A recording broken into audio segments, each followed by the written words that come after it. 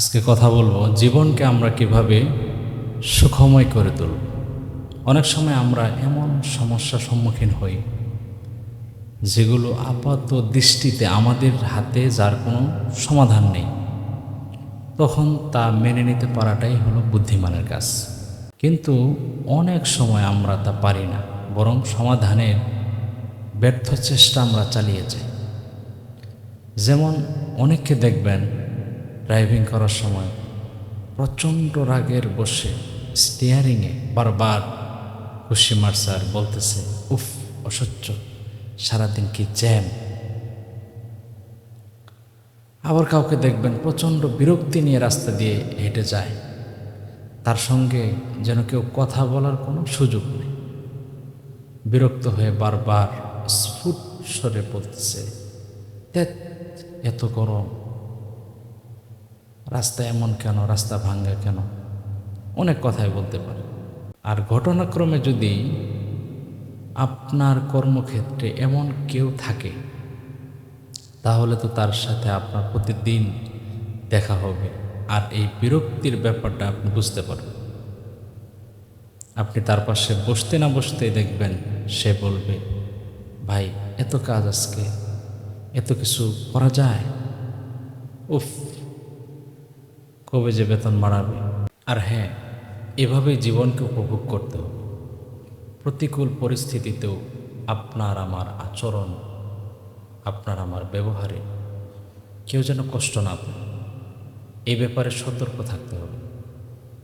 ঘরের স্ত্রী সন্তানদের সঙ্গে, কর্মক্ষেত্রে সহকর্মীদের সাথে আচরণের ক্ষেত্রে সজাগ থাকতে হবে। যে ক্ষেত্রে তাদের কোনো অপরাধ নেই, সেক্ষেত্রে তাদের কেন কষ্ট দেব আমরা? নিজের বিষণ্ণতার কষ্ট আমরা তাদের উপর কেন চাপিয়ে দেব?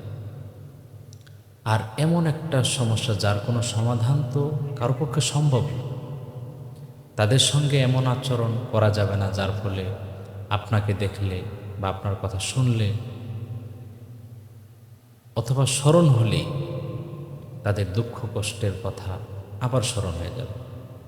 এজন্য রাসূলুল্লাহ সাল্লাল্লাহু আলাইহি ওয়াসাল্লাম মৃত ব্যক্তির জন্য সুর করে কান্নাকাটি করা, চিৎকার করা, জামা কাপড় ছিঁড়ে ফেলা, মাথার চুল কামানো, এই জাতীয় কাজ করতে নিষেধ করেছে। প্রতিদিন সকালে অফিসে ওই ব্যক্তি আসবে একেবারে মলিন শরীরে, আর বিকেলে যখন সে যাবে তখন বিরক্ত হয়ে মাঝে মধ্যে বলবে, শরীরটা খুব ব্যথা করছে, ছেলের শরীরটা খুব খারাপ। মোট কথা, আমরা প্রত্যেকেই জীবনে এমন অনেক সমস্যার সম্মুখীন হচ্ছি যার কোনো সমাধান নেই। আমাদেরকে এই বিষয়গুলো স্বাভাবিকভাবে নিতে হবে। এজন্য একজন আরব কবির একটি কবিতায় এই বিষয়টি খুব সুন্দরভাবে ফুটিয়ে তুলেছেন। শুধালো আমায় পথিক, দেখো কি বিষণ্ণ আকাশ বাতাস, বলো কেমনে থাকেও ভালো। বলিলাম হেসে যাও তুমি, আকাশে বাতাসে তবে হাসিবে আলো। অর্থাৎ আপনি আমি যদি ভালো থাকি, আপনি আমি যদি হাসি মনে থাকি, খুশি থাকি, তাহলে প্রকৃতি, আশপাশেও পরিবেশ দেখবেন খুবই সুন্দর পরিবেশ থাকবে। সেজন্য সুখ এবং স্বাচ্ছন্দ্য, মনের খুশি, আনন্দ, এগুলো আগে আমাদের নিজের ভিতরে রাখতে হবে। বিষণ্ণ হওয়া যাবে না, ভেঙে পড়া যাবে না।